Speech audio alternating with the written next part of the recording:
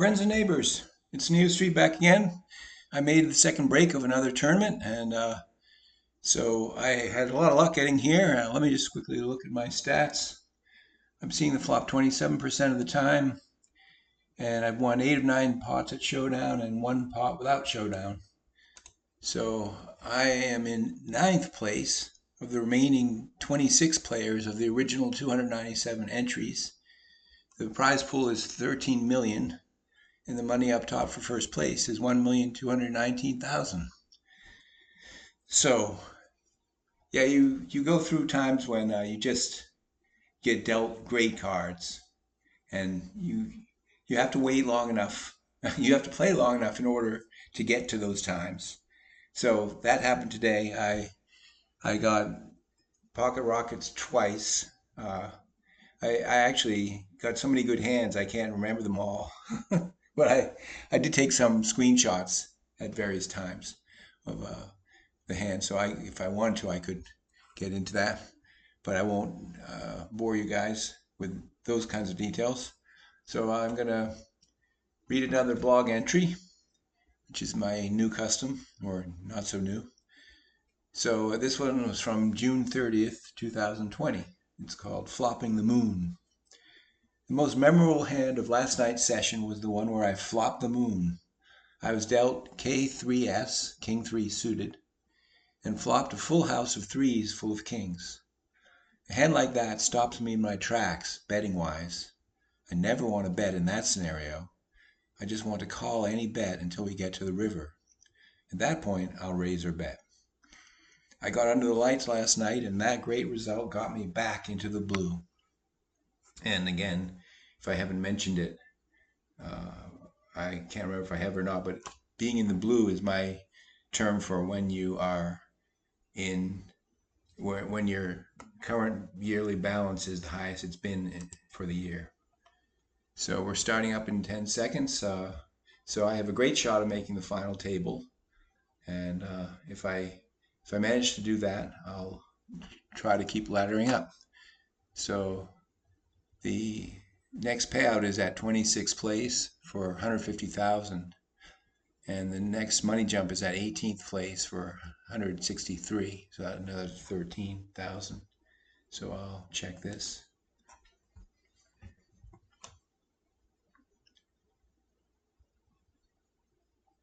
So what I do for picking my blog entries to read lately is I just go to random years and random months and read the titles of the posts and read the ones that seem to be interesting. And if I think there's some kernel of poker truth contained therein, I'll read that one. So it's sort of hit or miss. I wrote the blog for so long that I can use this technique for a long time. So let's see, Queen 5 suited.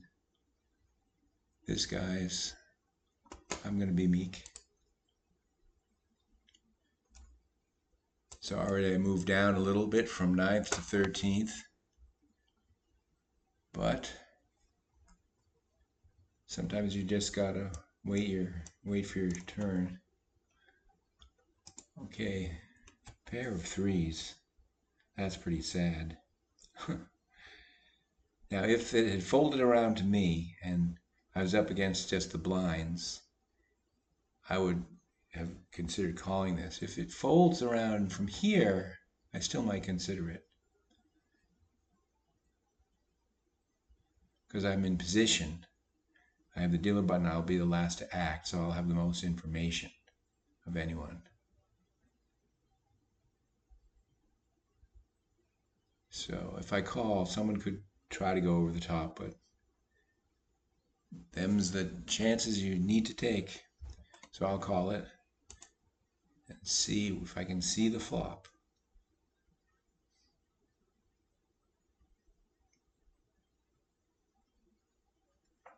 Yeah, you typically with a lowly pair, you only want to be up against one person. All right, so that doesn't look so good. So I'll fold that.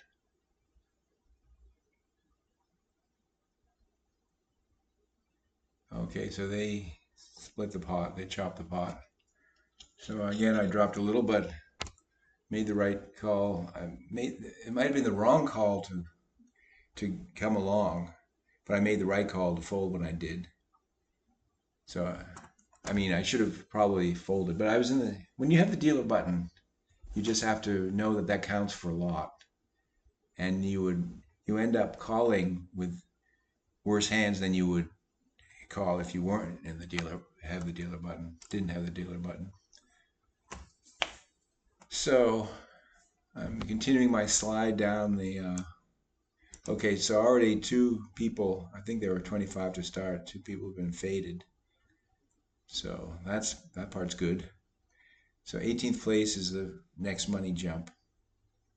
So I want to make that at least and see where I can go from there. Okay, so now someone got knocked out again. So 9-4 offsuit is nothing.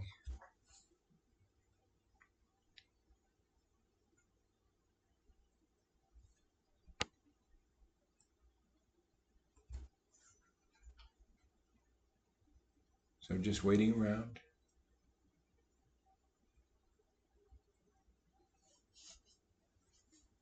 So with 21 players, that's 3 tables or more. Well, 3 if they do it evenly.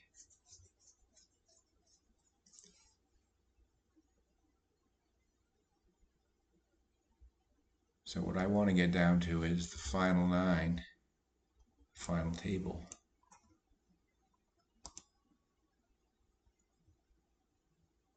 So I've got some big stacks acting after me.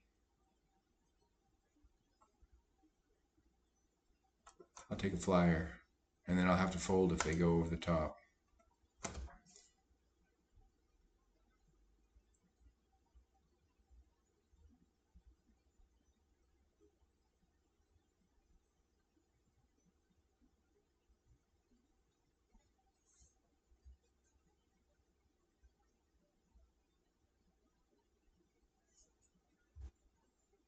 Apologize for the dead air.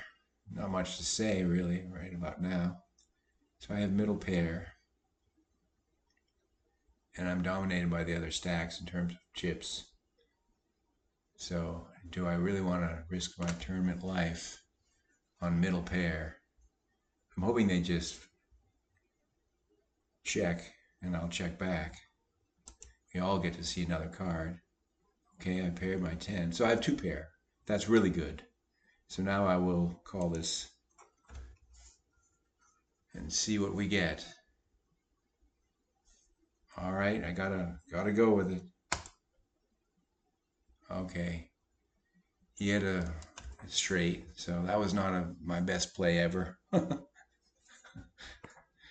Let's see. So next time I'm gonna get the big blind. So this is time to shove. When you have an ace in your hand, time to shove.